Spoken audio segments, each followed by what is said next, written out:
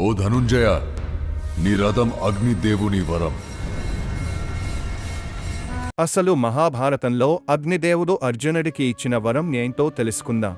పాండవులు వారంత రాజ్యాన్ని పొందినప్పుడు దుర్యోధనుడు వారికి ఖాండవ ప్రస్థాన్ని ఇచ్చాడు.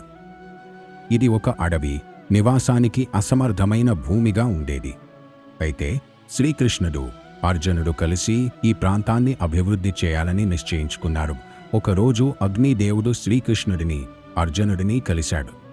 అగ్నిదేవుడు శర్వరి వ్యాధి బారినపడి ఉన్నాడు. అతను తాను ఆరోగ్యంగా మారాలంటే ఎక్కువ సమిధలు కావాలని చెప్పాడు. ఖాండవ అరణ్యం తగలబడితే తన కోరిక నెరవేరుతుందని ఆయన చెప్పాడు. కాని ఆ అరణ్యంలో తక్షకుడు అనే నాగరాజుతో పాటు అనేక ప్రాణులు నివసిస్తున్నాయి. అర్జునుడు అగ్నిదేవునికి సహాయపడేందుకు సిద్ధమయ్యాడు. అగ్నిదేవుడు అర్జునునికి పవిత్రమైన గాంధీవ ధనుస్సు మరియు అక్షయ తునీరము ఇచ్చాడు. శ్రీకృష్ణుడు కూడా తన సుదర్శన చక్రంతో సహాయం చేశాడు. అగ్నిదేవుడు తన మహాజ్వాలలను విడిచిపెట్టాడు.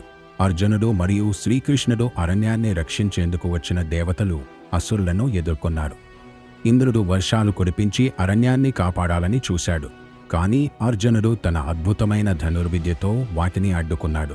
అగ్నిదేవుడి కోరిక తీర్చినందుకు అర్జునునికి కపిధ్వజ రథం ఇస్తాడు. Please follow and subscribe Untold Legends Info.